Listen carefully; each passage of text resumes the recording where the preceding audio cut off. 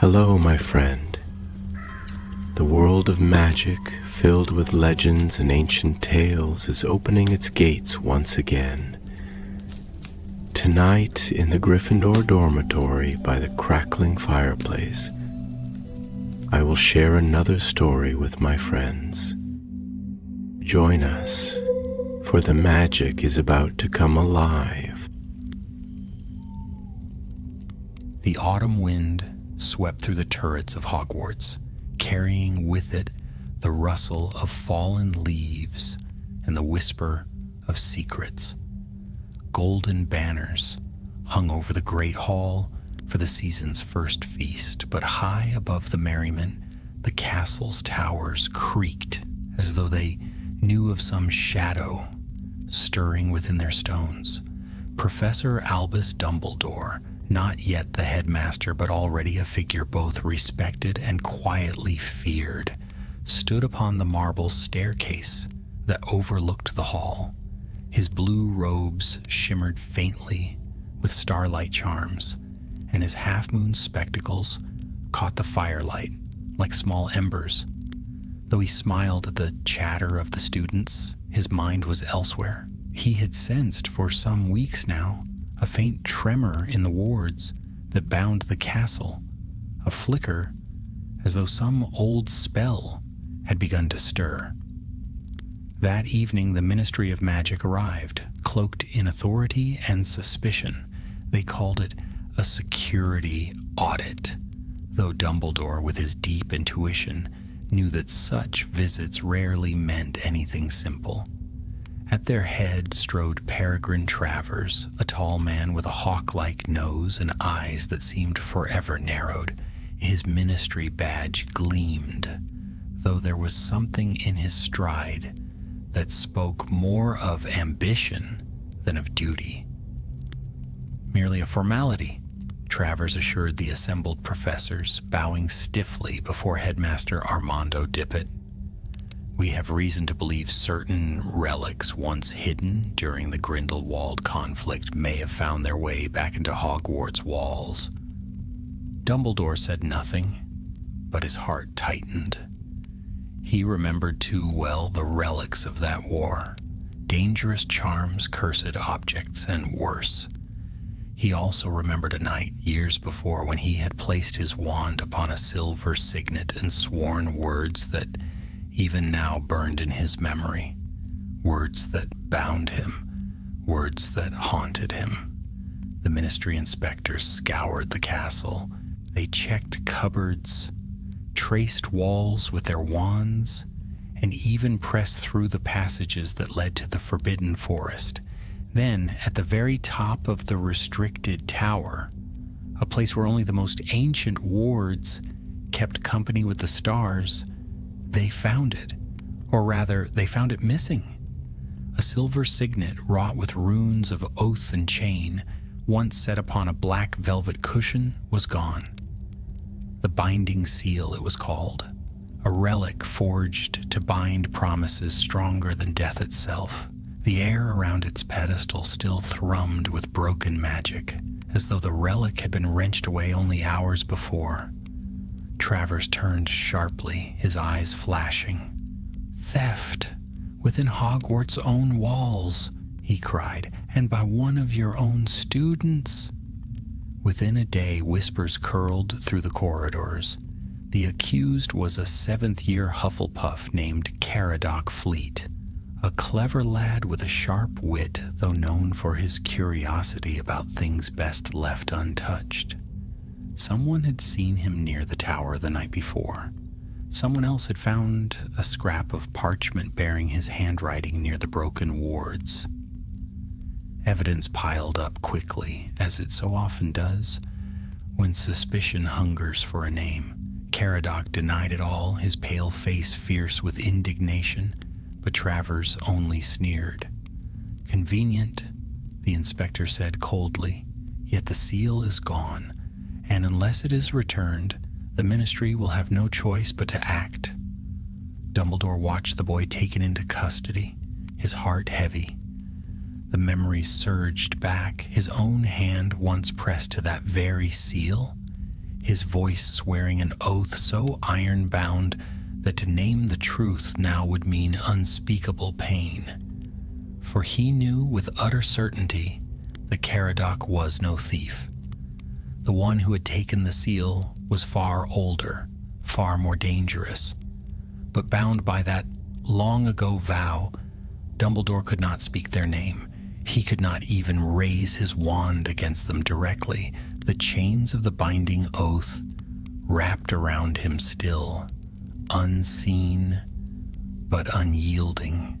That night, he stood alone in his study, the firelight throwing restless shadows across the shelves of ancient books. Minerva McGonagall, newly returned to Hogwarts as a young professor of transfiguration, entered quietly. She'd already spoken with Caradoc and seen the boy's honesty in his eyes. "You believe he is innocent," she said softly. "I do," Dumbledore replied, his gaze fixed on the flames. "Yet belief alone will not save him. The truth is hidden, and there are forces at play that cannot be spoken aloud. If the seal is not recovered, Caradoc's life may be ruined before it has even begun." Minerva straightened, her green robes rustling. "Then we must find it. Whatever oath binds your tongue, Albus, I am not bound. Tell me where to look, and I will go." Dumbledore turned to her, his eyes filled with gratitude and sorrow. "I can tell you only this. Follow the wards. They are wounded, like threads, fraying at the edge of a tapestry. Where the magic bleeds, there the thief has passed." The castle groaned in the autumn wind as though listening. Somewhere beyond the safety of its walls, the binding seal gleamed in secret hands. And if that hand belonged to the man Dumbledore feared most, then a storm far greater than a simple theft was already gathering. The adventure had begun. The morning after the binding seal's disappearance dawned gray and sullen, as though the very sky disapproved of what had happened in the night. The towers of Hogwarts loomed dark against the clouds, their windows glittering faintly with ward light. The students, unaware of the deeper danger, buzzed with gossip as they streamed into the great hall for breakfast. Some whispered the Caradoc fleet had been dragged off in chains. Others swore they had seen Dementors outside the grounds. A Ravenclaw declared that the seal was a weapon capable of making every witch and wizard bow to its holder. None of it was true, but rumors never needed truth to grow wings. Dumbledore sat quietly at the staff table, stirring his tea without drinking it. His eyes, sharper than they seemed behind the half-moon spectacles, moved over the rows of students. Caradoc's absence left a hollow in the Hufflepuff table, an empty place where his friends sat in silence, pretending to eat. Headmaster Dippet was too rattled to keep order. He wrung his hands and muttered endlessly about ministry interference and the school's reputation. Travers, who had insisted on remaining as an observer, prowled along the edges of the hall like a hawk watching for prey. Every now and then he stopped to glare at a student or question a prefect. When Minerva McGonagall joined Dumbledore after breakfast, her lips were pressed in a thin line. She carried a folder of notes, which she placed firmly upon the table. "I've spoken with Caradoc again," she said in a low voice. "He insists he was in the library revising for his NEWTs that night. Madam Pince confirmed he left just before midnight. There's nothing to tie him to the tower except the parchment they claim they found." "And what did it say?" Dumbledore asked softly. "Only a list of runic translations," Minerva replied, a page torn from his own revision notes. "Far too convenient, don't you think?" Dumbledore's eyes twinkled with grim amusement. Convenience in such cases is often the surest sign of a planted clue. I fear Travers is less interested in truth than in making a display of authority. Then we must move before he seals the boy's fate, Minerva said. Her voice carried a fierce edge. You told me to follow the wards. I've done so. There's a disturbance near the east wing, a passage I've never known to be open. The air there feels wrong, as if the stones themselves resent being touched. Dumbledore inclined his head, the corners of his mouth lifting slightly. You're quick, Minerva. That gift will serve you well. Very well. Let us see where this passage leads. That night, after the castle had grown quiet and the students tucked into their dormitories, Dumbledore and Minerva slipped through the corridors with wands lit. The shadows lengthened ahead of them, stretching like black fingers across the flagstones. Portraits stirred as they passed, some pretending to sleep, others muttering questions that went unanswered. The east wing of the castle was little used. Dust lay thick upon the sills, and cobwebs draped the rafters. Suits of armor stood like forgotten sentinels, their visors clouded with age. At the far end of the corridor, behind a tapestry of a knight bowing before a unicorn, Minerva found what she had spoken of, a narrow archway where no archway had ever been before. The stone shimmered faintly, its runes cracked in bleeding light. Someone has forced the warden here, Minerva whispered, tracing the stone with her wand. A crude but powerful breach. Dumbledore leaned close, his expression thoughtful. Yes. See how the runes twist? This is not the work of a student's hand. Whoever passed through carried knowledge and intent. They stepped inside. The passage was narrow and damp, smelling of moss and old secrets. Their footsteps echoed as they descended, deeper and deeper, until the air grew colder. At last they reached a chamber carved directly into the bedrock of the hill. It was empty, save for a faint glimmer upon the wall. Dumbledore raised his wand, and the light revealed a sigil burned into the stone, a circle bound by chains, its links broken. The mark of the seal, Dumbledore murmured. His voice carried both sorrow and certainty. Minerva turned sharply toward him. You recognize it? I do, he admitted, though his eyes betrayed more than his words. But what matters now is that the thief has left his trail. This path leads beyond the castle, likely into the forest. Minerva frowned. Then we must follow at once. Before they could move, however, the sound of footsteps echoed down the passage behind them. Both raised their wands swiftly, but the figure that appeared was no foe. It was Caradoc Fleet. His face was pale, but his eyes burned with determination. Professor McGonagall, he whispered. Professor Dumbledore, I had to find you. They're keeping me under watch, but I slipped free. You believe me, don't you? I didn't take the seal. Dumbledore lowered his wand slowly. I do, Caradoc, and you are most reckless for coming here. But perhaps that recklessness will serve us. We may yet clear your name. The boy's relief was visible, though fear still lingered. Then let me help. Please. If I run, they'll call me guilty, but if I find the truth... Minerva's brows knitted, but Dumbledore lifted a hand gently. Very well. You shall come, but you must obey without question. Do you understand? Caradoc nodded fervently. Together the three moved deeper into the passage. At its end, a stone arch opened upon the outer grounds, hidden among the roots of an ancient oak at the very edge of the forbidden forest. The wind that swept out was sharp with pine and the distant cry of unseen creatures. Beyond lay darkness vast and wild. Dumbledore's eyes narrowed, his voice a low murmur. The The thief seeks something more than the seal. I fear this path will lead us to it. Caradoc swallowed. What could they want? Power, Dumbledore said simply. Always power, and the seal is only the key. With that, he stepped forward, his robes stirring in the night air.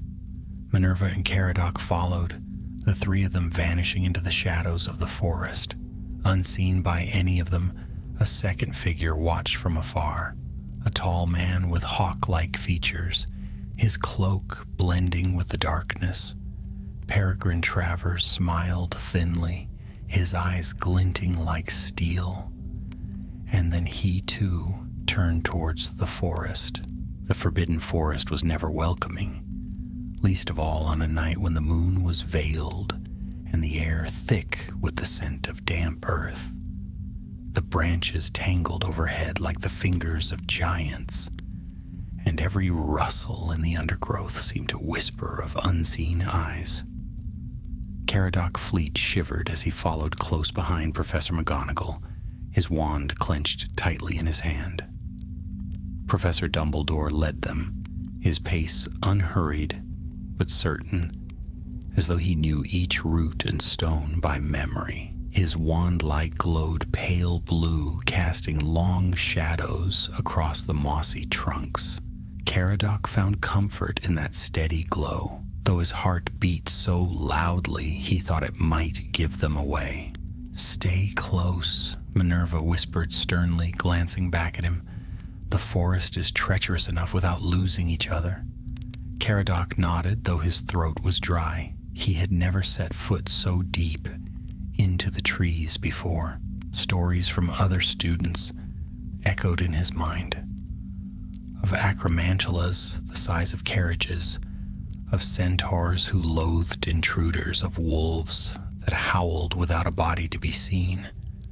The deeper they went, the more he began to believe them. At last they reached a glade where the moonlight slipped faintly through the canopy. In its center lay a circle of disturbed earth, blackened as if scorched by some unnatural fire. Strange sigils had been etched into the ground, runes curved like chains, broken in places, pulsing faintly with residual magic. Dumbledore bent low, examining them with careful eyes. "The thief paused here," he murmured. "They drew power from the seal to force open a path. But where?" Minerva's wand traced the air, her voice steady despite the unease in her eyes. "These runes, they point west toward the old ruins beyond the ridge." Caradoc frowned. "What ruins?" "The remnants of an ancient war vault," Dumbledore answered quietly, rising to his full height. "Long ago, when Grindelwald's forces spread terror across Europe, certain relics were hidden away, objects too dangerous to be left in open hands. One such vault lies not far from here." A chill ran through Caradoc that had nothing to do with the night air. "And the thief means to open it?" "I fear so," said Dumbledore gravely. "And if they succeed, the seal will not be the only peril we face." Before they could move on, a sharp snap echoed from the trees. Caradoc whirled, his wand raised, but Dumbledore's hand lifted gently in warning. From the shadows emerged not a beast, but 3 centaurs, tall, proud, their eyes glimmering with the light of stars, reflected in pools of black. The foremost, with a mane of silver hair, stepped forward. His deep voice carried the weight of prophecy. "The forest stirs with unrest. A chain once bound is broken, and the sky itself shifts in answer." Dumbledore bowed his head respectfully. "Bane, your wisdom is as sharp as ever. We seek the one who has disturbed this balance." The centaur's gaze flicked toward the sigils in the earth. "The path you follow leads only to darkness. What lies sealed was meant to remain so. Walk too far, and you may unleash more than you hope to bind." Minerva's jaw tightened, Then you would have us stand idle while a thief tears open what was forbidden? Bane's expression darkened. It is not for us to tell wizards what folly to pursue.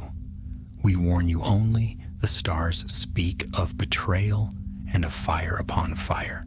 With that the centaurs turned, their hooves silent on the moss, and melted into the forest shadows once more. Caradoc exhaled shakily. They didn't even try to stop us. They rarely do, Dumbledore said, his voice distant. Centaurs see paths, not choices. They warn and then they vanish. It is for us to decide. Minerva glanced toward the west. Then our path is clear.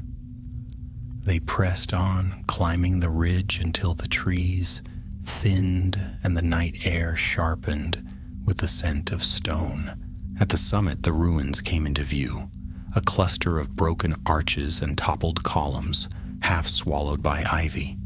At its heart, sunk into the ground, like the lid of a buried tomb, lay a vast stone door inlaid with runes. Its chains, carved in relief, gleamed faintly as though alive. Caradoc's breath caught. The War Vault. But they were not alone. A figure stood before the door, his wand raised high, the binding seal glowing upon his hand like a captive star. Peregrine Travers turned slowly, a cold smile spreading across his face as he beheld the three intruders. "So," he drawled, his voice dripping with satisfaction. "The great Albus Dumbledore, come to watch the fruits of his past oaths. How fitting!" Minerva's eyes flashed. "You! It was you all along. You framed Caradoc." "Framed?" Travers interrupted with a laugh. "The boy was merely convenient. I needed suspicion cast elsewhere while I worked. And now here we stand at the very gates of power. You cannot stop me, Dumbledore. Not while the seal is bound to my hand." Caradoc stared between them, bewildered. "What does he mean? Why can't you stop him?" Dumbledore's face was grave, his eyes shadowed by memory. "Because many years ago, Travers and I swore an oath upon that very seal. An oath never to raise wand against one another, nor to betray each other's secrets. I had hoped it would bind us to peace in the war's aftermath. But now it binds me still." Travers lifted his wand, the seal blazing. "And so it shall bind you until the end. Watch, Dumbledore. Watch as I claim the night glass and reshape our world as it should have been." He turned to the vault, chanting words long forgotten, and the chains carved upon the door began to writhe like living serpents. Dumbledore's hand tightened on his wand, yet he did not raise it. Pain flickered across his features, the invisible grip of the oath holding him fast. Minerva stepped forward, her wand blazing, but Dumbledore caught her arm. "No," he whispered, "not yet. The seal is his shield, but it is also his weakness. We must strike the seal, not the man." Caradoc swallowed hard, his eyes fixed upon the glowing signet in Travers's hand. "Then tell me how," he whispered fiercely. Dumbledore looked at him, truly looked, and in that moment the boy saw the weight of years upon the professor's shoulders. "Courage, Caradoc," Dumbledore murmured. "The way will show itself, but you must be ready when it does." The vault's runes flared, the chains shattering one by one under Travers's spell. The ground trembled, a low groan rising from beneath the earth. From within the sealed chamber, a cold wind whispered, carrying with it the promise of something vast and terrible. The night glass stirred, and so the fate of them all hung upon what they would dare next. The chains carved upon the vault shuddered as Travers poured his magic into them. Each rune glowed red hot, then cracked apart with a sound like splintering ice. The ground beneath Dumbledore, Minerva, and Caradoc trembled, shaking dust from the ruined columns around them. Caradoc stumbled, catching himself against the roots of a fallen tree. "He's breaking it!" he cried, panic thick in his voice. "The vault is opening!" Dumbledore's gaze never left the seal upon Travers's hand. His face was calm, but his eyes were as hard as steel. "Not yet," he said quietly, more to himself than to the others. "The seal is his strength. But when chains are pulled too tight, they break." Minerva stepped forward, her wand raised. "We can't simply stand here, Albus. He means to unleash what was hidden. Whatever lies within that vault, it was locked away for a reason." "I do not forget it," Dumbledore answered, his voice steady. "But listen to me. If you strike at Travers directly, the seal will turn your spell aside and bind it back upon you. He made certain of that when we swore the oath. We must be cleverer than he." Caradoc stared at the glowing signet. Then what if we strike the seal itself?" A faint smile flickered across Dumbledore's lips. "Just so. The seal may protect the man, but it was never meant to protect itself." The boy's courage flared. "Tell me how to do it. I'll try."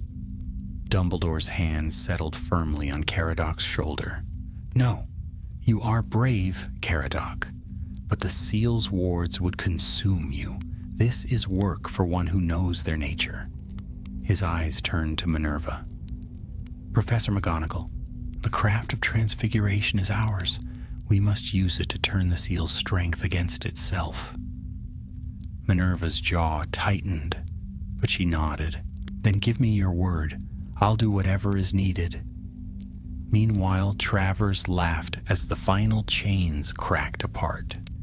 His wand swept in wide arcs, and the stone door began to sink slowly into the earth, revealing a black descent into the vault's heart.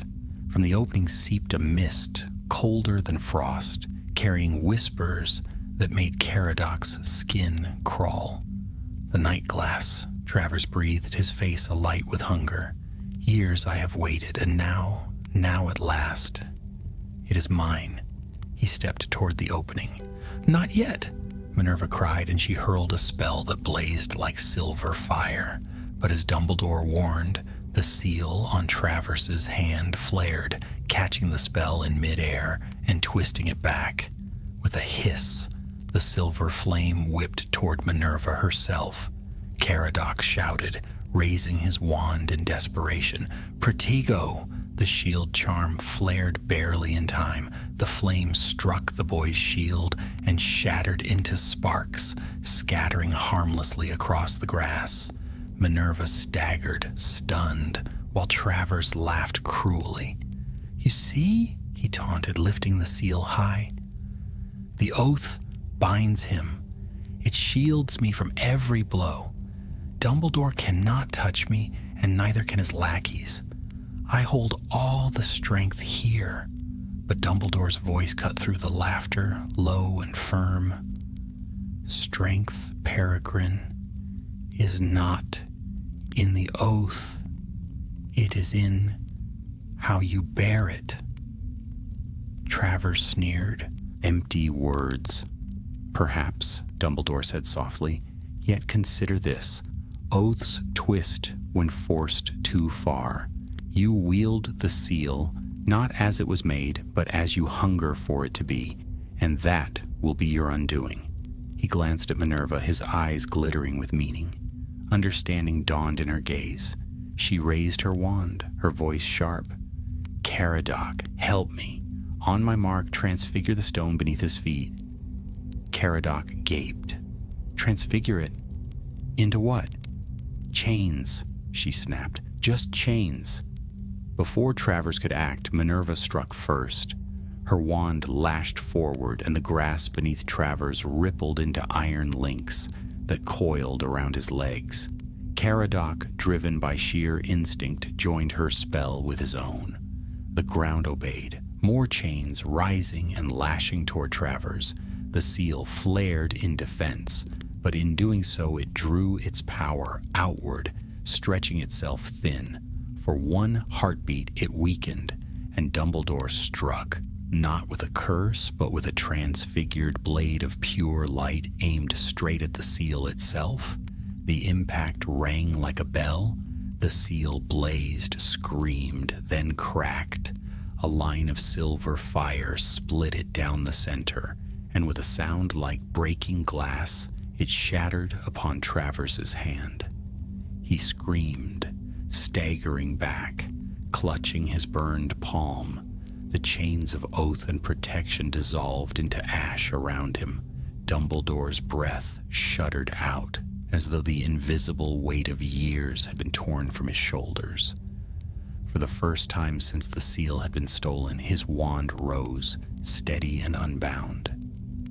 Travers looked up, his face twisted with fury and fear. "No, you cannot." But Dumbledore's voice thundered, firm and unyielding. "Expelliarmus!" The red flash struck like a thunderbolt. Travers's wand flew high into the air, spinning end over end before falling harmlessly among the stones. The man collapsed to his knees, gasping, his ambition turned to ash. In an instant, silence fell over the ruins. Only the vault remained open, its black mist curling outward. The air hummed with menace, for though Travers had been stopped, the door stood ajar. Caradoc wiped sweat from his brow, his voice shaking. It's still open." Dumbledore's gaze lingered on the yawning blackness below. His face, though calm, bore deep lines of concern. "Yes," he murmured, "and that is a danger greater still. The night glass has stirred, and such things do not sleep again so easily." Minerva lowered her wand, though her eyes remained sharp. "Then we seal it again, tonight, before it can rise." Dumbledore nodded slowly. "We must, but to do so, we will need more than courage. The vault was locked with magic born of the war's darkest days. Only a ritual of equal strength may close it." Caradoc's voice trembled. What exactly is the night glass?" Dumbledore hesitated. Then, in a voice low but clear, he said, "A mirror that does not reflect the face but the heart. A memory relic forged in Grindelwald's war. To gaze upon it is to see one's deepest desires twisted into weapons.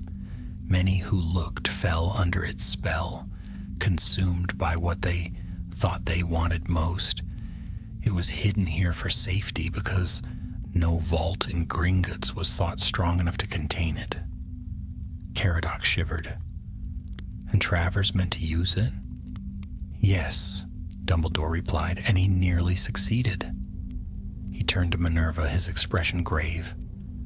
"Help me bind the vault once more. We must weave the runes back together before dawn. Caradoc, you will stand guard. Keep watch for any who might approach, and do not, under any circumstances, look into the vault." Caradoc swallowed hard but nodded. Dumbledore and Minerva stepped to the ruined door. Together they raised their wands, chanting an ancient tongue. Sparks of gold and silver arced across the broken runes, knitting them slowly back together. The air thickened with magic, pressing down upon them like a storm. The mist from the vault writhed, hissing as the opening narrowed inch by inch. Caradoc kept his eyes fixed on the trees, trying to ignore the whispers rising from below, whispers that seemed to call his name, promising glory, power, and the chance to prove himself innocent. His fists tightened around his wand. "Don't listen," he muttered to himself. "Don't listen." Behind him, the duel of spellwork continued, Dumbledore and Minerva pouring all their strength into sealing the door. Light blazed across the ruins, so bright it seemed the stars themselves had fallen to earth. And just as the vault's last rune clicked shut, A sudden cry echoed from the shadows of the forest. "Dumbledore!" More figures burst into the clearing. Ministry enforcers led by none other than Travers's allies. They saw the scene, the open vault, the broken seal, Travers on his knees, and their wands leapt to their hands. "Seize them," shouted a voice. "They've meddled with forbidden magic." The night was not yet finished with them. The clearing blazed with wand light as ministry enforcers stormed through the ruins, their cloaks flaring, their voices sharp with accusation. The night rang with the clamor of boots against stone, and the half-sealed vault groaned in protest beneath the spellwork Dumbledore and Minerva had so painstakingly woven. At their head strode a stocky wizard with iron-gray hair and a scar across his cheek. His badge gleamed in the torchlight. "By order of the Department of Magical Law Enforcement," he barked, "you are all under investigation for tampering with restricted relics and conspiracy against the Ministry." Caradoc's heart lurched. "That's not true. We were stopping him." He pointed desperately toward Peregrine Travers, who still knelt upon the stones, clutching his burned hand and glaring with poisonous fury. But Travers raised his head, and his voice carried the polished authority of a practiced liar. "Do not be deceived. These three, Dumbledore, McGonagall, and the boy, conspired to break the seal and seize the night glass for themselves. I caught them in the act, and they turned their magic upon me." Gasps rose among the enforcers. Wands tightened. The scarred wizard's eyes narrowed as he turned back to Dumbledore. "Is this true?"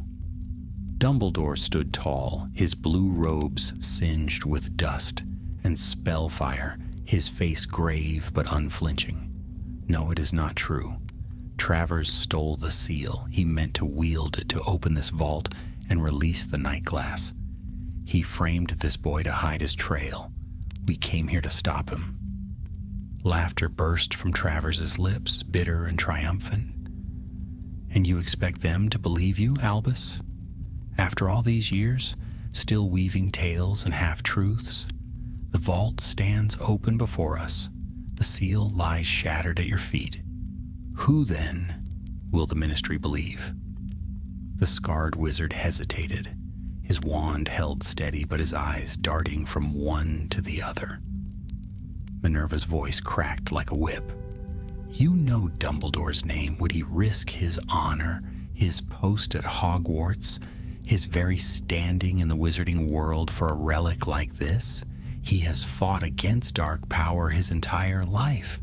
Travers has ever sought to grasp it." But the enforcers were not swayed so easily. Suspicion hung thick in the air, and the half-open vault seemed to accuse them with every breath of its cold mist. Caradoc felt a terrible weight settle upon him. His chance, their chance, was slipping away. His fists clenched. "Please, you have to listen. I was blamed too. They said I stole the seal, but it was him. He planted the evidence. Enough!" the scarred wizard snapped. His wand pointed squarely at Caradoc's chest. "The matter will be decided at the Ministry. All of you, drop your wands and come quietly, or we will take you by force." A tense silence fell. Minerva's grip tightened on her wand. Caradoc's breath came quick and shallow. Dumbledore alone seemed calm, though his eyes burned with quiet fire. "Very well," he said at last, his voice even, "but I will not allow this boy to be dragged away in chains for a crime he did not commit. If you must take us, then take us all. But the truth will out, and the truth will not favor Travers." Travers's smile faltered just a little. The scarred wizard frowned. His men shifted uneasily. For all their suspicion, even they could not ignore the steady authority in Dumbledore's voice. No one who had stood in battle beside him or against him could mistake the integrity in his words. But Travers was cunning. He staggered to his feet, clutching his wounded hand, and forced a look of pained nobility. "Bind them," he rasped. "I will see to the vault myself. It must be secured before the night glass breaks free entirely." Dumbledore's eyes sharpened. "No, Peregrine, you will not touch it again." And with that, he lifted his wand high. The enforcers froze. Travers paled. For the first time, all could see that the binding oath had been broken. No longer did invisible chains bind Dumbledore's magic from striking his former ally. He stood free, his power unshackled. A murmur spread among the Ministry men. They understood now. If Travers had truly held the seal, Dumbledore could not have raised his wand against him. But the seal lay shattered. Its power was gone. Travers's composure cracked. "He lies!" he shouted hoarsely. "He twists the truth, as he always has. Arrest him. Arrest them all." The scarred wizard hesitated, suspicion tugging at him still. But before he could decide, the vault groaned violently. The ground split with a jagged crack, and a scream, not of any living thing but of memory itself, echoed from below. A great shadow rose from the opening. Mist thickened, swirling into the shape of a mirror tall as a giant, its surface rippling like black water. From its depths came whispers, thousands of voices overlapping, each a temptation, each a promise. The night glass had awakened. The enforcers recoiled in horror. Even Travers stumbled back, his ambition faltering before the dread of the thing he had sought. Dumbledore's voice rang above the chaos, commanding and clear. "Stand back. Do not look upon it." But already some of the Ministry men had faltered. One gazed too long, his eyes glazing over as he stumbled toward the mirror. Another dropped his wand, weeping as visions of lost, loved ones danced across the black surface. Caradoc fought to keep his eyes averted. The whispers tugged at him, promising vindication, glory, a future where every accusation against him was turned to praise. He clenched his jaw and turned his back upon it, his nails biting into his palms. Minerva pulled the nearest enforcer away from the night glass, her wand snapping a protective ward around him. "Albus, it's feeding on them," she cried. Dumbledore's gaze burned. "Yes, and if it is not bound, it will consume us all." He strode forward, his wand raised high, light blazing from its tip like a star. "Stand with me," he called to Minerva and Caradoc. "Together we must drive it back." The boy swallowed hard, but his courage held. He raised his wand, his voice shaking. "With you, Professor." Minerva moved to Dumbledore's side, her green robes whipping in the unnatural wind. "Then let us end this." Together the three cast their magic, weaving chains of light across the surface of the night glass. The mirror screamed, rippling and thrashing, each chain striking sparks as though against iron. Its whispers grew louder, more desperate, as though offering anything, everything, to be freed. But Dumbledore's voice thundered above them all. "You will not master us." The night glass shuddered, its surface cracking like ice.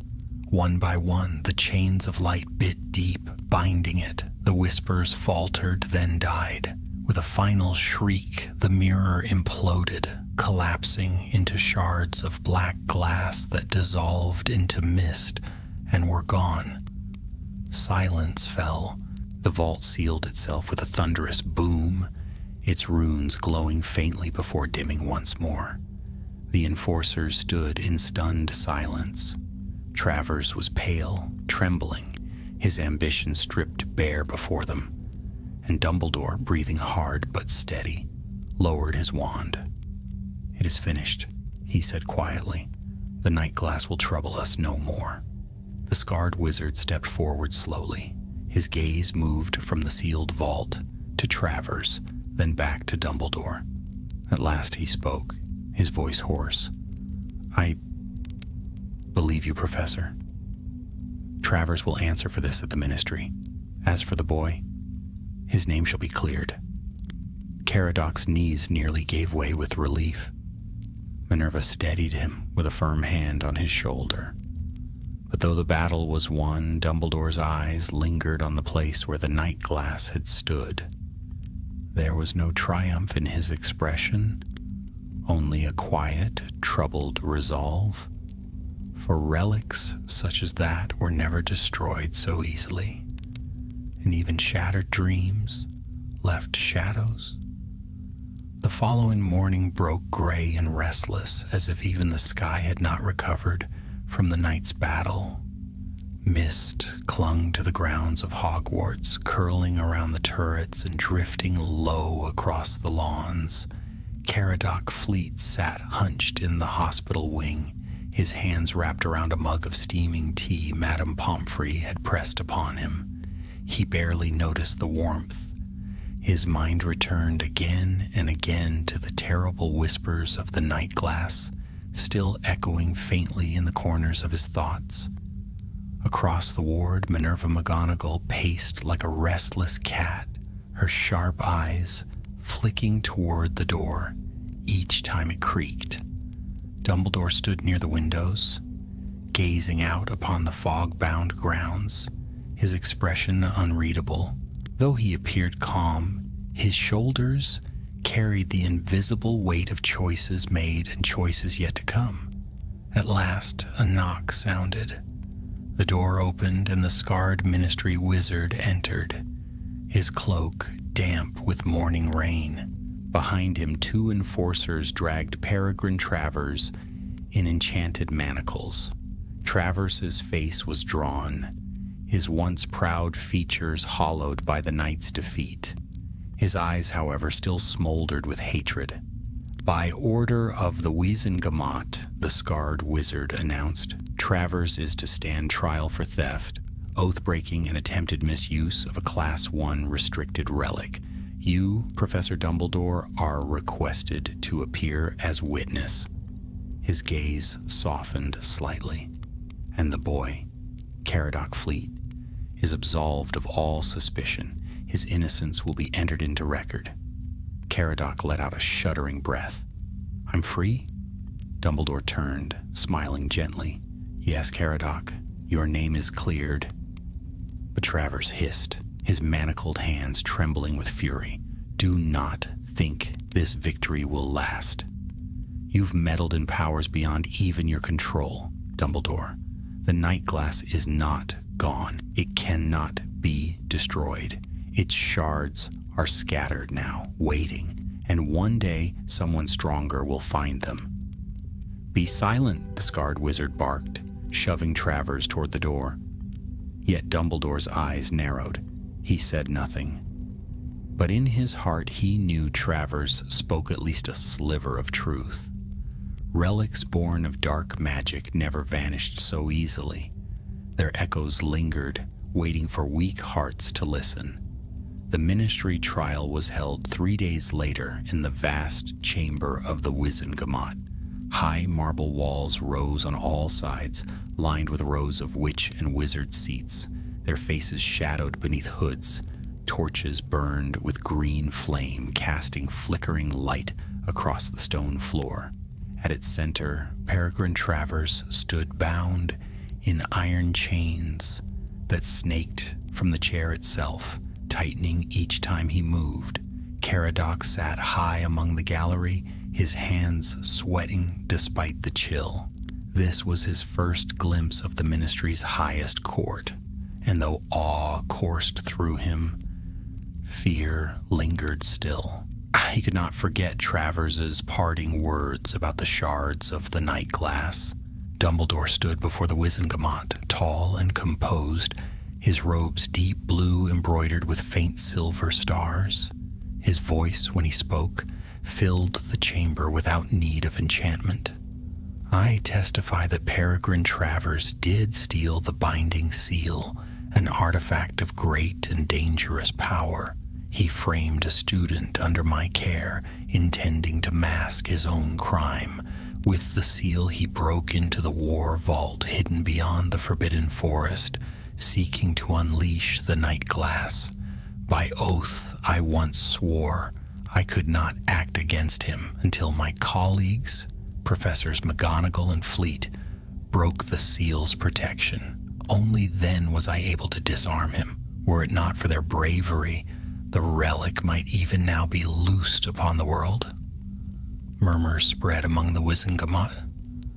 The name of the night glass sent shivers through even the most stoic witches and wizards.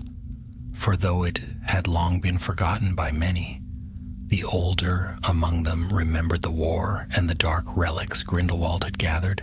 Travers lifted his chin, defiance flashing in his eyes. Lies, all lies.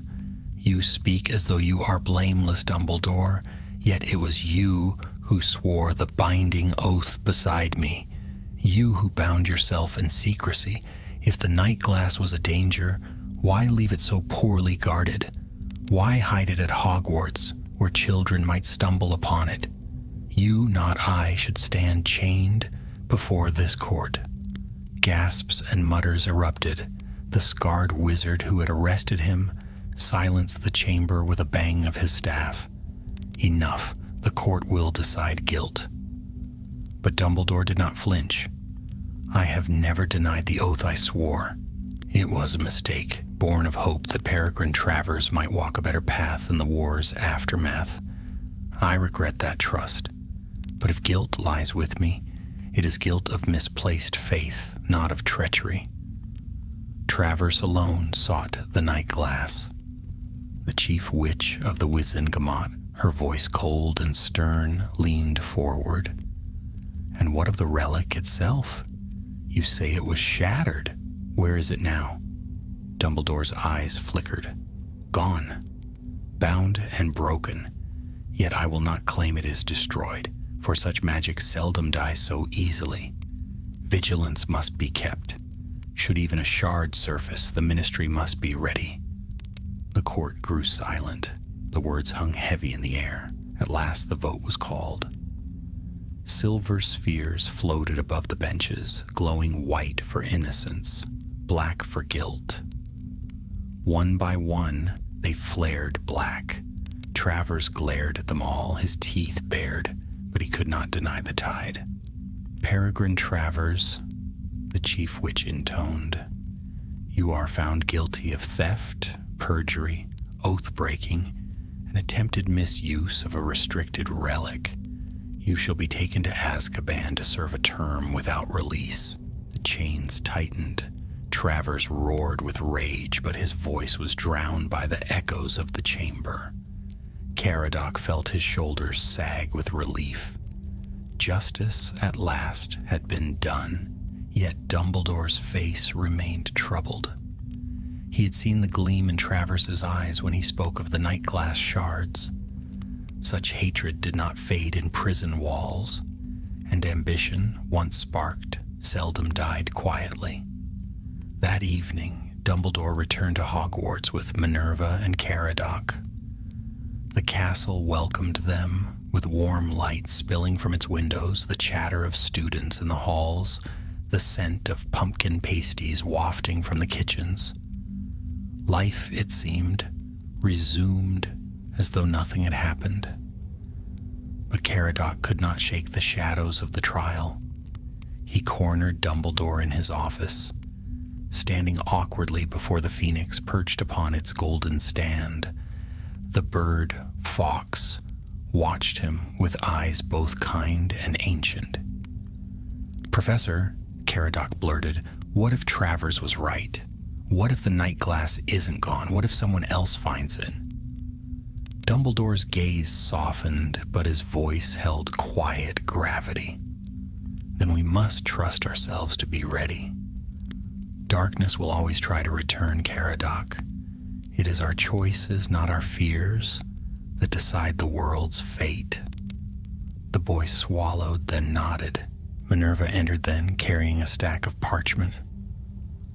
The headmaster has written to the ministry, asking that the forest wards be reinforced.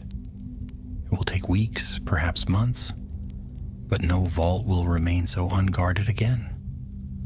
Dumbledore inclined his head. Thank you, Minerva. For a long moment, silence stretched. The fire crackled. Fawkes shifted his wings, and outside the wind whispered against the windows. Then faintly, so faintly Caradoc almost thought he imagined it, he heard a whisper, not from the fire, nor the bird, nor the wind, but from somewhere deep within his memory. You could have been more. He froze, his heart pounded, but when he glanced at Dumbledore and Minerva, neither seemed to have heard. The night glass was gone, yet its voice, it seemed, was not finished with him. The weeks after Travers's trial passed slowly, as though Hogwarts itself sought to heal from the wounds of that dark night. Autumn deepened, painting the trees of the forbidden forest with fiery reds and golds. The castle settled into its usual rhythms, lessons, laughter in the corridors, the clang of gobstones in the common rooms, and the cheer of Quidditch practice drifting across the grounds. To most of the students, the incident of the stolen relic was already fading into rumor, another story to be whispered about during midnight feasts. But for Caradoc Fleet, the memory lingered. Though his name had been cleared, he carried a weight that no absolution could quite lift. In quiet moments when the chatter of his classmates dulled, he heard it. A faint whisper curling at the edge of his thoughts.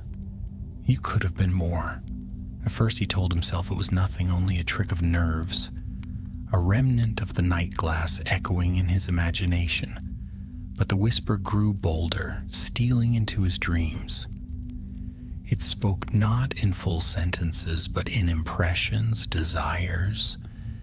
He saw visions of himself standing in triumph before the Wizengamot, his accusers bowing their heads in shame. He saw his classmates applauding him, professors praising him, his name remembered not for disgrace but for greatness. And always the whisper urged, "Take what is owed." Caradoc grew restless. His friends noticed, though they did not understand. He withdrew from games of wizard chess, spoke little at meals, and spent long hours in the library staring at books, without reading a word. Only when Professor McGonagall stopped him after class one afternoon did he realize how much of his unease had shown. "Mr. Fleet," she said, her eyes sharp but not unkind, "you've been distracted. Your transfiguration work has faltered. Even your wand work lacks its usual steadiness. Tell me, what troubles you?" Caradoc hesitated, then blurted, "Do you believe in curses that linger, Professor, even when the object is gone?" Her expression softened, but only slightly. "Magic leaves echoes, yes, but it is the witch or wizard who allows those echoes to take root. Is this about the night glass?" He swallowed. "Sometimes I hear it. Not clearly, just whispers, as if it's still calling to me." McGonagall's lips pressed thin. "Then you must tell Professor Dumbledore at once. Relics of such darkness can twist the mind if left unchecked." But Caradoc shook his head fiercely. "No, please, if he thinks I'm still touched by it, he'll send me away. He'll never trust me again." McGonagall studied him a long moment. At last, she said, "You are young, Mr. Fleet. Dumbledore is not a man who casts aside those who struggle. He will help you if you allow it." Yet Caradoc only bowed his head, unable to answer. That evening, in Dumbledore's office, the old professor sat in his high-backed chair, quill scratching steadily across parchment. The firelight glimmered on shelves of books and curious devices that ticked and spun of their own accord. fox dozed upon his perch, his scarlet feathers glowing in the light. A knock came. Minerva entered, her face stern. "Albus," she said, "we must speak of the boy." Dumbledore looked up, his eyes twinkling faintly, though his face was serious. "Caradoc? Yes, he is unsettled. I fear the night glass has left its mark on him." Dumbledore set aside his quill. "I feared as much." "He claims to hear whispers still," Minerva continued. "He would not admit it to you, but I saw it in his eyes. He fears you will cast him out." Dumbledore's gaze softened. "Poor child, he has carried too great a burden already. To be falsely accused, then drawn into such peril. It is no wonder the relic found him a foothold." Minerva frowned. "What will you do?" "I shall not cast him aside," Dumbledore said firmly, "but I must watch him. Whispers may become chains if left unchallenged. If he allows the relic's echo to grow, it could twist his choices." Minerva's jaw tightened. "Then perhaps it was folly to bring him with us that night. A student should never have faced such a thing." "Perhaps," Dumbledore admitted, "yet courage revealed itself in him, and courage, Minerva, is not without cost." Fawkes stirred, letting out a soft trill as though in agreement. The weeks slipped on. Caradoc tried to bury himself in study, hoping work would drown the whispers. Yet one evening, while searching for a quiet table in the library, he discovered something that sent his heart racing. In a forgotten alcove lay an open book, an atlas of magical relics. Its pages shimmered faintly, enchanted to resist time, and there, drawn in precise ink, was the night glass itself, surrounded by notes and runes. Caradoc's breath caught. He had not sought it, yet here it was as though waiting for him. His fingers trembled as he traced the page. Words leapt out, mirror of desire. Fragments retain echoes. Shards may be summoned by sympathetic bond. He slammed the book shut, his pulse thundering.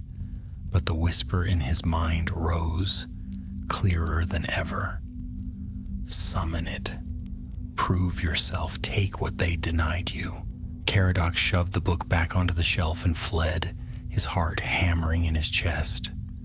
The first snow of winter fell that weekend, blanketing the castle in white. Students hurled snowballs across the courtyards, their laughter echoing against the walls. But Caradoc did not join them. He wandered alone along the edge of the forbidden forest, staring at the line where snow turned to shadow beneath the trees. "Thinking dark thoughts, Fleet?" Caradoc spun. Two Slytherins lounged against the wall nearby, smirking. They were older, 7th years like himself, though far less industrious. "What do you want?" Caradoc snapped. "Just wondering," one drawled, "what it feels like to be nearly sent to Azkaban. Must be strange knowing the Ministry had your name in their books as a thief. Everyone says Dumbledore saved you, but me, I'm not so sure." Caradoc's fists clenched. "It wasn't me. Travers framed me." The Slytherins laughed, walking off with mocking bows. "Of course, Fleet, of course. Keep telling yourself that." Their words bit deeper than he wished to admit. He turned back to the forest, the whisper swelling inside him. "You could silence them all. Show them who you truly are. Summon what they fear, and they will bow." Caradoc's wand trembled in his hand, but before he could raise it, a voice called gently behind him. "The forest has many secrets, Caradoc. Best not to add more to it." Dumbledore stood a short distance away, his robes dusted with snow, his eyes calm but piercing. Caradoc flushed, guilt flooding him. I was only walking." "Indeed," Dumbledore said softly. "Yet your steps seemed heavy, as though you carried more than your own weight." The boy looked away. "Do you think I'm cursed, Professor?" Because of the night glass? Dumbledore's face softened. No. Cursed, no. Marked, perhaps. Shadows linger where dark things touch us. But a mark is not a destiny, Caradoc. It is a choice. Always a choice. For a moment, warmth touched the boy's heart. But as he followed Dumbledore back toward the castle, the whispers stirred again, soft and sly. Choice. Yes. And you will choose us. Caradoc shivered. He did not tell Dumbledore, not yet. Winter pressed heavily upon Hogwarts. Snow piled high upon the battlements. Icicles glittered from every roof, and the great hall blazed with enchanted evergreens, whose baubles sang soft carols whenever a student passed too close. Lessons continued, though most minds drifted toward the approaching Christmas holidays. Excitement bubbled in every common room, except, it seemed, in the heart of Caradoc Fleet. Though his classmates bustled with cheer, Caradoc moved like one half asleep. The whisper in his thoughts had grown more insistent, curling through his mind even as he read, studied, or sat among his friends. It was no longer faint. It spoke clearly now, tempting him with promises of vindication, of power, of becoming more than the overlooked boy he had always been. At night he dreamt of black glass shards falling from the sky, embedding themselves in snow like pieces of a broken star. In the dreams he picked them up one by one, and each time he did, he felt stronger, taller, brighter, until the shards fused into a mirror that reflected not his face, but a figure of greatness cloaked in golden light. Always the whisper urged him closer. Take them. They are yours by right. He woke sweating, trembling, yet longing to return to the dream. One afternoon, in the library's quiet hush, Caradoc stumbled upon the old atlas again, the book that had shown him the night glass. He had avoided that aisle for weeks, fearful of the temptation, but his feet seemed drawn to it of their own accord. And there it was, lying open upon the shelf exactly as before, as if waiting. The page shimmered faintly, inked in deep black. Below the illustration of the mirror, new lines of text had appeared. His breath caught as he read, fragments of the night glass. May be called by will should the seeker's heart burn with desire, but beware, each shard reflects not truth, but hunger, and hunger grows, until nothing remains but the glass. Caradoc's fingers twitched toward the page. Then with a shudder he slammed the book shut and stumbled back. Yet he could not shake the words.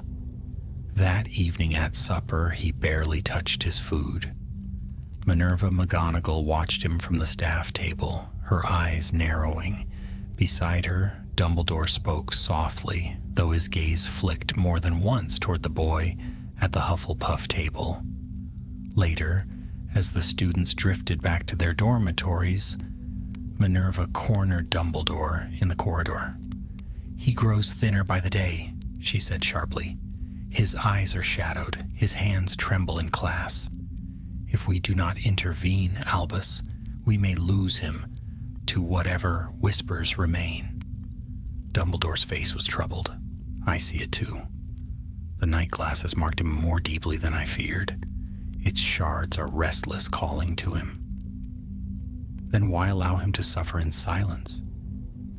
"Because he will not yet trust us with his burden," Dumbledore said quietly. "He fears rejection. He fears weakness. If I press too hard, he will turn inward where the whispers thrive."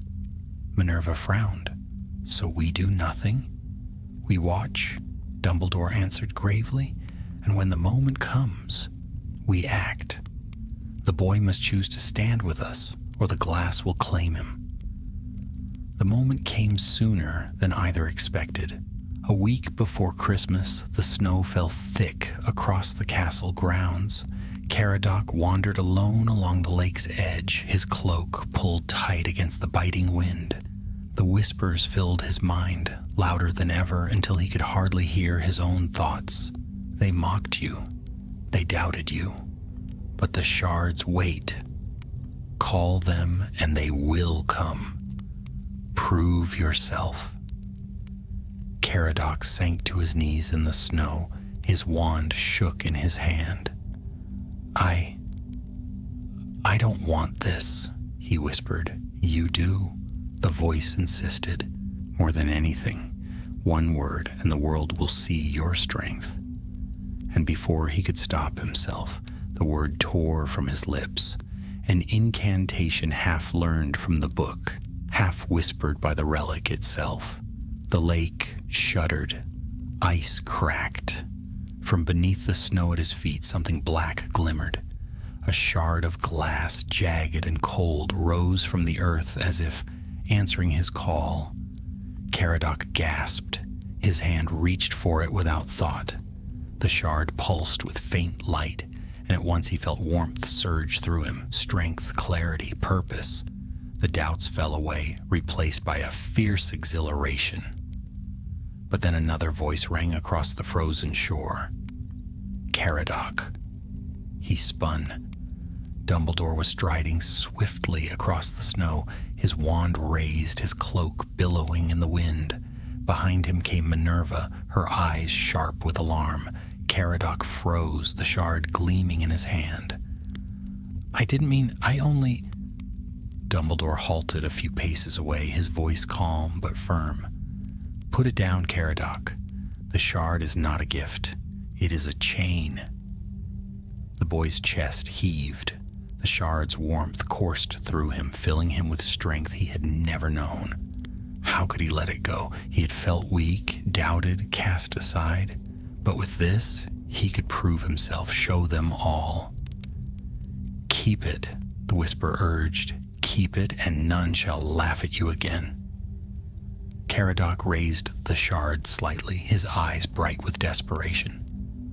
What if it makes me more? What if this is what I was meant for?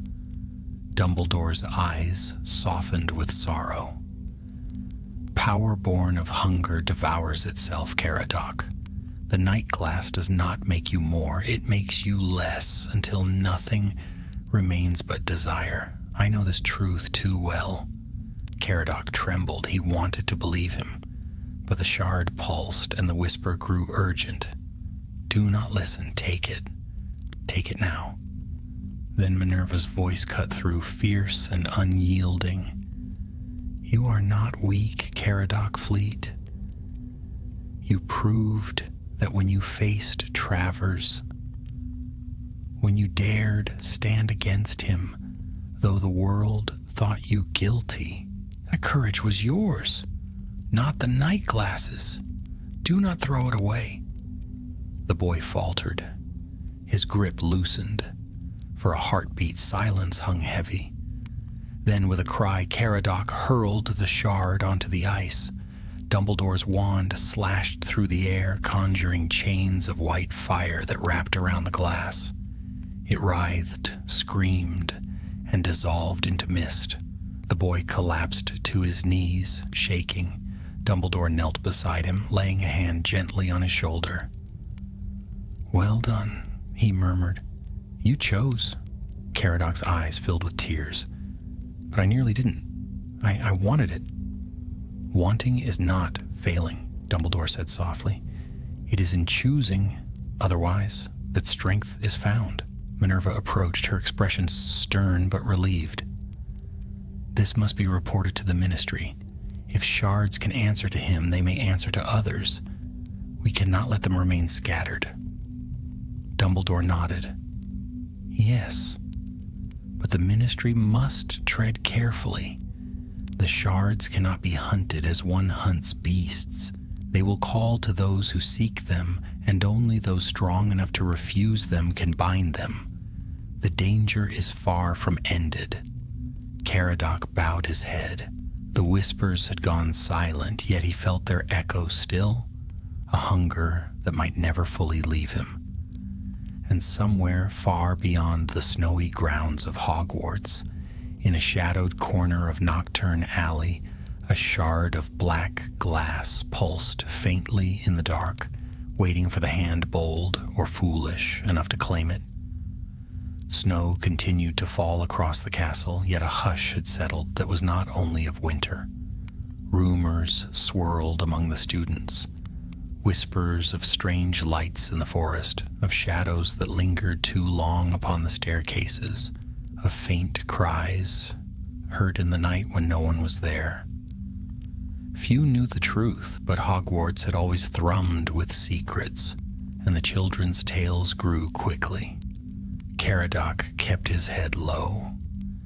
He had not spoken of the shard he summoned. Only Dumbledore and Professor McGonagall knew, and both had sworn the matter to silence, yet silence was no shield. In his heart, Caradoc knew that if a shard had come to him, others would surface as well. The thought filled him with dread, and yet, if he was honest, also with a flicker of temptation. The ministry did not remain idle. Reports filtered in from across Britain. A shopkeeper in Nocturne Alley raving about a mirror that showed him riches before collapsing into madness. A young witch in Devon claiming her looking glass had whispered her future. Even an Auror, steady and seasoned, who confessed he had dreamt of a shard resting in his own hand. Most dismissed these as tales, but Dumbledore knew better. The night glass was stirring piece by piece. One evening he summoned Minerva to his office. The fire blazed warmly, casting long shadows across shelves of curious contraptions, while Fawkes dozed upon his perch, feathers glowing like embers. Dumbledore sat with fingers steepled, his face troubled. "The ministry is already stretched thin," he said quietly. "They do not yet see the pattern, but the shards are moving, drawn to those who hunger." Minerva frowned. "Then we must make them see. If the night glass gathers strength again, it will not stop with whispers." "I agree," Dumbledore said, "but we must tread carefully. The more the ministry hunts, the more attention it draws. Ambition feeds on mystery. Shards hidden in shadow may remain dormant, but once pursued, they shine like beacons." Minerva's lips pressed into a thin line. "You mean to guard them yourself?" "Not alone," Dumbledore replied. "I will need help. Trusted eyes and hands, those who can resist temptation. The work cannot fall to me alone, nor to the ministry." "And the boy?" she asked pointedly. Dumbledore's gaze softened. "Caradoc has already faced the pull once. That gives him strength, but also danger. The night glass will not release him easily." Minerva shook her head. "He is still a student, Albus. Do not ask of him what should never be asked of one so young." Dumbledore's voice was quiet but steady. "The world does not wait for us to be ready. Sometimes choice is thrust upon us, whether we wish it or not." Meanwhile, Caradoc wandered the castle corridors restlessly. The whispers had gone since the shard was destroyed, yet he could not shake the memory of the power it had offered. When he looked in mirrors now, his reflection seemed to regard him differently, as though waiting. One night, unable to sleep, he slipped into the library. The castle was silent, save for the faint creak of beams and the whisper of wind against the windows.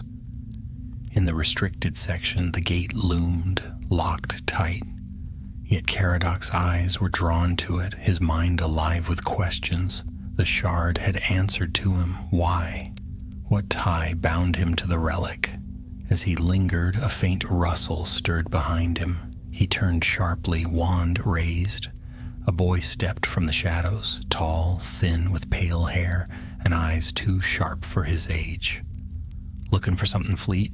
the boy drawled. Caradoc stiffened. Malfoy. Abraxas Malfoy smirked, his prefect badge gleaming on his robes.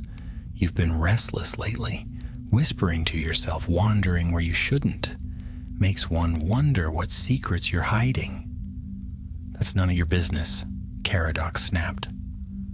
Oh, but it is, Malfoy purred. I hear things fleet. Word is you were nearly sent to Azkaban, that you consorted with Dumbledore himself in the forest. Dangerous company, dangerous rumors. Unless, of course, his smile widened. You'd like to share what you found? Perhaps something broken, something powerful? Caradoc's blood chilled. You know nothing.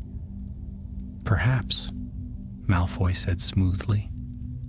But secrets have a way of revealing themselves. If there's something out there, something the Ministry doesn't want others to have, well, better in the hands of a true wizarding family, don't you think? Before Caradoc could reply, a new voice cut through the gloom. Back to bed, Mr. Malfoy? Professor McGonagall stepped from the shadows, her eyes glinting like steel. And do not mistake curiosity for cunning. Meddle further, and you may find your prefect badge less secure than you imagine. Malfoy's smirk faltered, but he bowed mockingly. As you wish, Professor. With a swish of his cloak, he vanished into the stacks. McGonagall turned to Caradoc, her expression grave. You see now? Whispers spread. Others will come sniffing, hungry for what they should not have. If you falter even once, it will not only be yourself you endanger. Caradoc lowered his eyes. I never asked for this. None of us do, she replied softly. But we must carry what comes. The next morning, an owl arrived at Dumbledore's office, bearing the Ministry's seal. He read the letter in silence, then handed it to Minerva. Another shard had surfaced, this time in Nocturne Alley. A boy no older than 12 had found it in a junk shop and vanished soon after. The shopkeeper was found gibbering, his mind shattered. Minerva's mouth tightened. It begins. Yes, Dumbledore said, and it will not end with Nocturne Alley. The night glass calls to the ambitious, the desperate, the overlooked. Such souls are never in short supply. He stood, his eyes bright with resolve. I must go to London. Caradoc will remain here under your watch. If the relic calls to him again, you must be ready. Minerva inclined her head. And if another shard appears near the castle, Dumbledore's gaze drifted toward the snowy towers beyond the window. Then heaven help us all. London 2 nights later was shrouded in mist. Dumbledore moved through the narrow lanes of Nocturne Alley, his wand hidden in the folds of his cloak. Shadows lingered at every doorway, merchants hawking cursed trinkets in hushed tones. But all eyes followed him, for even here, his presence was not unnoticed. He found the junk shop easily, a crooked building with shattered windows and a sign that swung in the wind. Inside, the air reeked of burnt parchment and old dust.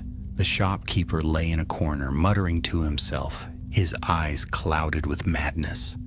And there, on a cracked shelf, Dumbledore saw it, a shard of black glass faintly pulsing. He raised his wand, muttered an incantation, and conjured chains of silver light. The shard writhed, whispering promises in a dozen voices at once, but he bound it tight and sealed it within a box of runed iron. Yet even as he turned to leave, a soft laugh drifted from the shadows. Well, well, the great Albus Dumbledore, chasing broken mirrors. A man stepped forward, his cloak dark, his smile cruel. Dumbledore recognized him instantly. A former follower of Grindelwald, thought long vanished after the war. And in his hand gleamed another shard. 2 pieces, the man purred, holding it high. 2, and soon more. You cannot bind them all, old friend.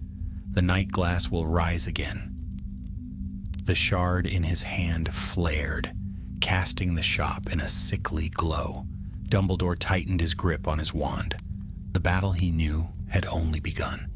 The air in the Nocturne Alley shop grew colder as the shard-bearer stepped fully into the torchlight. His name rose unbidden in Dumbledore's memory. Caleb Thorne, a duelist of dark reputation, once among Grindelwald's nameless lieutenants. He had vanished at the war's end, rumored slain, but here he stood, gaunt yet sharp-eyed, the black shard gleaming in his palm like a captive star. "You should have stayed gone, Thorne," Dumbledore said quietly. His wand remained at his side, but power hummed beneath his calm voice. "The war ended 15 years ago. Whatever you seek in that shard, it will not bring back the world you lost."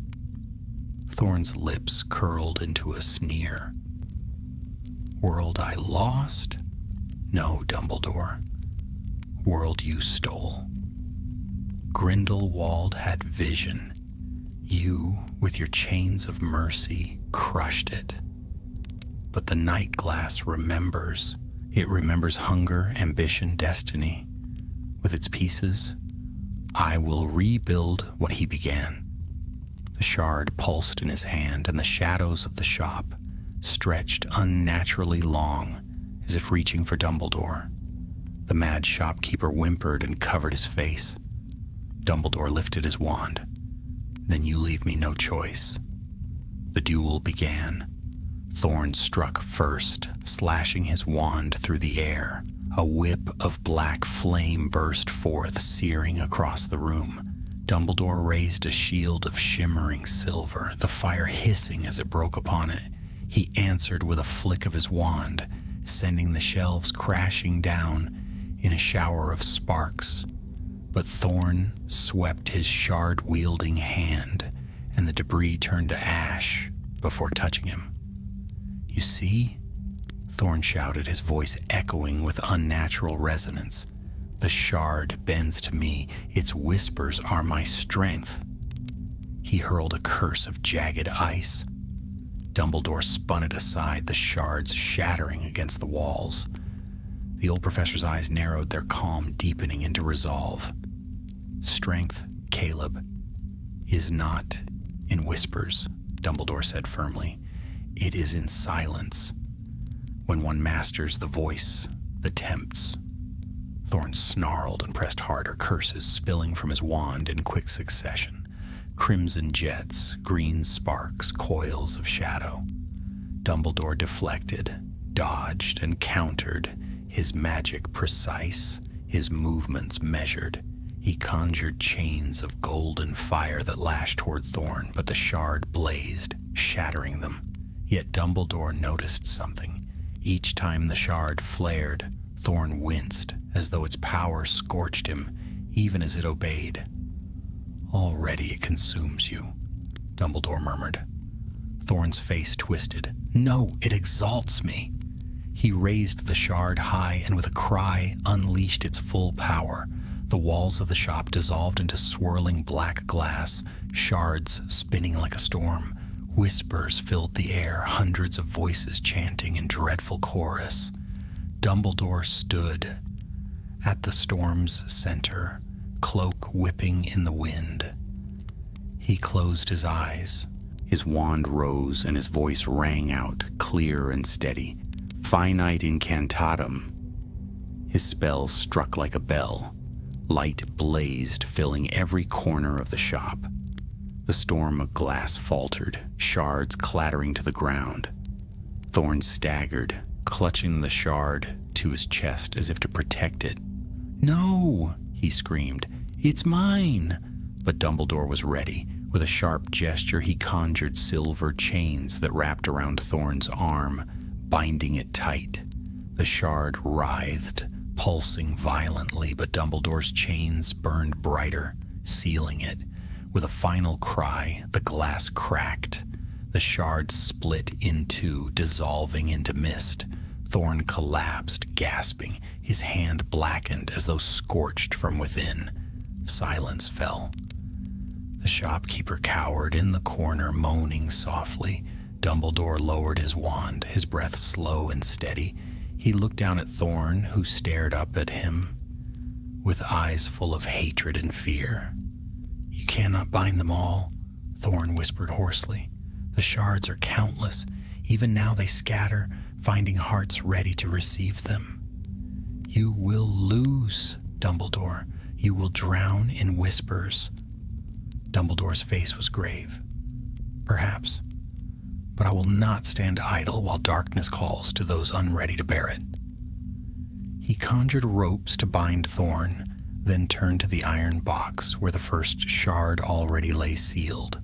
He murmured a spell, and the cracked remnants of Thorn's shard flowed into the box as well, glowing faintly before vanishing from sight. The danger in Nocturne Alley for now was ended, but Thorn's words lingered in Dumbledore's heart like thorns, countless shards scattered, waiting. At Hogwarts, Caradoc tossed in his sleep. His dreams had returned, sharper now, darker. He stood in an endless hall of mirrors, each one fractured, each shard whispering his name. He reached out, desperate to silence them, but they pressed closer, reflecting endless versions of himself. Triumphant, scorned, exalted, broken. "Caradoc," one mirror whispered, "you are chosen." "Caradoc," another hissed, "take your place." He clapped his hands over his ears, but the sound was inside him, vibrating through his very bones. With a cry, he woke, sweat drenching his sheets. His dormitory was silent, his housemates asleep. Yet in the mirror across the room, he swore he saw the faintest shimmer of black glass before it stilled. The whispers had not left him. The next day, Minerva found him pale and distracted in her classroom. He fumbled his wand, failed at even the simplest spell, and could not meet her eyes. After class, she held him back. "Enough," she said firmly. "Tell me the truth, Caradoc. What haunts you?" He hesitated, his throat closed around the words. Then, in a trembling voice, he whispered, "I dream of them, shards, everywhere. They call my name." Minerva's eyes softened with concern, though her tone remained stern. "Why have you not told Dumbledore?" "Because," his voice cracked, "because I'm afraid he'll see me as weak, that he'll think I'm already lost." Minerva's face gentled. She placed a hand on his shoulder. "Dumbledore does not cast aside those who struggle. He has seen darker things than you can imagine, and still he chooses to believe in people. You must trust him, Caradoc, before it is too late." Caradoc nodded, though doubt gnawed at him still. That evening, Dumbledore returned from London. His face was weary, but his eyes sharpened as soon as he saw Caradoc. "You have felt them," he said quietly. Caradoc froze. "How do you know?" "Because I, too, have heard their whispers," Dumbledore said gravely. "The shards do not only call to the ambitious, they call to those who doubt, who long for more than they are. They test the heart, Caradoc, and the heart is seldom free of shadows." Caradoc lowered his gaze. "Then I am doomed." "No," Dumbledore said firmly. He stepped closer, his voice steady as stone. "You are not doomed. You are tested. And each choice you make is a victory, no matter how small. That is how we resist. Not by silence, but by choosing again and again." Caradoc's eyes stung with unshed tears. "But what if I fail?" Dumbledore placed a hand gently on his shoulder. "Then you will rise again. That is what makes us more than what the glass shows." For the first time in weeks, warmth flickered in Caradoc's heart.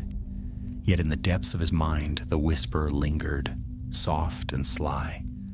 "Rise again. Yes, but always closer to us.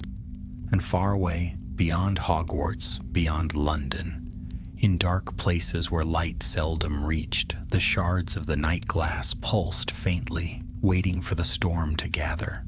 Winter's grip tightened upon Hogwarts, but the chill that haunted the castle's halls was not only of snow and ice. Whispers spread now beyond Caradoc's troubled dreams. Teachers murmured of faint reflections seen in classroom windows where none should be. Students claimed their goblets shone black for an instant before filling with pumpkin juice. Even the portraits grew restless, muttering uneasily as though the walls themselves had begun to remember. Dumbledore knew the signs too well. The shards were not merely stirring, they were gathering. What had begun as scattered fragments across Britain was weaving itself into something stronger, a tide of shadows that sought a center.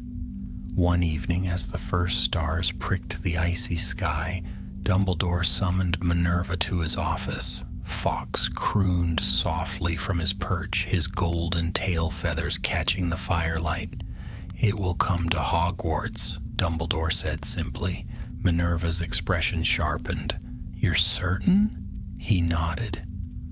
The shards call to one another, and Caradoc has already been touched. The castle's ancient wards, powerful though they are, draw relics like moths to flame. When the night glass seeks to reform, it will choose this place. Minerva's mouth tightened. "Then we must be ready." But Albus, if the shards call to him, the boy may be its doorway. Dumbledore's gaze darkened. Yes, and that is the choice that awaits him. Caradoc could not sleep. He had not confessed the full depth of his dreams, even to Dumbledore. Each night the mirrors multiplied, their whispers stronger, their promises brighter. And now when he passed the great windows of the castle, he sometimes caught his reflection smiling back at him, when his own face was solemn. That night he woke with a start to find his dormitory bathed in cold light. He sat up, his heart froze. A shard hovered at the foot of his bed. It glowed faintly black, yet gleaming, spinning slowly in the air. Its whispers filled the room, though his housemates slept on, oblivious. "Come, Caradoc, you need not be small, you need not be doubted. Take us, and the world will bow." His hand rose without thought, but before his fingers touched the shard, a voice spoke softly from the shadows. "Do not." Caradoc turned. Dumbledore stood in the doorway, wand lit with pale blue light. His face was calm, but his eyes glinted with quiet fire. The shard pulsed almost defiantly. "He does not believe in you. Only we do." Caradoc's chest heaved. It came to me. "Yes," Dumbledore said, "because it knows your hunger. But hunger is not destiny, Caradoc. It is only a voice. You may listen or you may refuse." Tears burned in the boy's eyes. "What if I'm too weak?" "Then we stand with you," Dumbledore said firmly. "Strength shared is never weakness." For a moment Caradoc wavered. Then, with a cry, he seized his wand and struck. "Expulso!" The shard cracked, shattering in a burst of black mist. The whispers shrieked and vanished. Dumbledore caught the boy as he sagged, trembling. "Well done," he murmured. "Your choice is your own." But even as he spoke, a deeper rumble shook the castle. Windows rattled, torches flared, and from far below, in the depths of the Forbidden Forest, a roar like breaking glass echoed. The shards were gathering. The next day the castle quivered with unease. Snow fell, heavy, muffling the grounds, yet the forest seemed darker, as though its trees leaned closer to the walls. Professors whispered in corners, students huddled nervously in groups. At dusk, Dumbledore gathered Minerva and Caradoc at the gates of the Forbidden Forest. His wand glowed faintly and silver charms circled him like fireflies. "It has begun," he said gravely. "The shards are drawing together. If they form the night glass anew, no ward will contain it. We must intercept them now." Caradoc's face was pale, but he nodded. "I'll come." Minerva frowned. "Albus, he must come," Dumbledore said. "The shards seek him. If he stands with us, their call will falter. If he hides, they will find him anyway." So into the forest they went. The snow muffled their steps, but the trees groaned as though alive. The deeper they went, the colder it grew, until frost clung to every branch and the breath froze in their throats. At last they reached a clearing where the earth cracked open like a wound, and there, suspended in the air, swirled shards, dozens, perhaps hundreds, gathering into a vast whirling storm of black glass. Their whispers filled the clearing, overlapping, endless. "We are whole, we are hunger, we are the mirror of the heart." The shards began to fuse, shaping into a vast mirror taller than the trees. Its surface rippled with shadows. Within it, each of them saw their reflection. Caradoc triumphant, Minerva exalted, Dumbledore young again, hand in hand with someone long gone. The night glass was reborn. Caradoc staggered, clutching his head. "It's too strong," Dumbledore's voice thundered. "Stand fast. Remember who you are, Caradoc. Do not believe the reflection." The boy clenched his eyes shut. He thought of his friends, his family, of the laughter of Hufflepuff common room, of the small kindnesses that had steadied him. Slowly, the whispers weakened. Dumbledore raised his wand high. "Minerva." Together they cast. Chains of silver and fire arced through the air, wrapping the mirror. The night glass shrieked, its surface fracturing, but each crack showed not darkness but memories. Moments of doubt, of desire, of love. The mirror fought back. Shadows lashed out, striking Dumbledore across the chest, sending him staggering. Minerva conjured a shield, sparks flying as the mirror struck again and again. Then Caradoc stepped forward. "I am not yours," he shouted. "You do not define me." He raised his wand, and for the first time his voice was clear, steady, certain. "Finite incantatem." The spell struck the mirror, the chains tightened, the cracks spread, and with a deafening shatter, the night glass exploded into a storm of shards that dissolved into mist and were gone. Silence fell. The clearing was empty. Only snow drifted gently to earth. Caradoc collapsed to his knees, gasping. Dumbledore knelt beside him, laying a hand on his shoulder. "You have done what even I could not. You have chosen, and by that choice, the night glass is undone." Minerva straightened, her face pale but resolute. "Is it truly gone?" Dumbledore looked skyward. The stars shone clear, the air lighter, the forest no longer groaning. At last he nodded. "Yes, its power is broken. Shards may linger, but never again shall they gather as one." The following days passed in quiet relief. Hogwarts returned to its rhythm. Snow gave way to the first signs of spring, and laughter returned to the halls. The whispers were gone.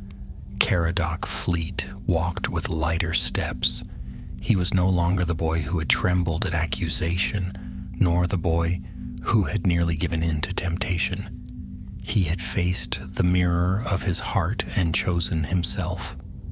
One evening he found himself again in Dumbledore's office. Fawkes trilled softly, the fire crackled, and books lined the walls. "I don't understand," Caradoc said. "Why me? Why did the night glass come to me at all?" Dumbledore smiled faintly.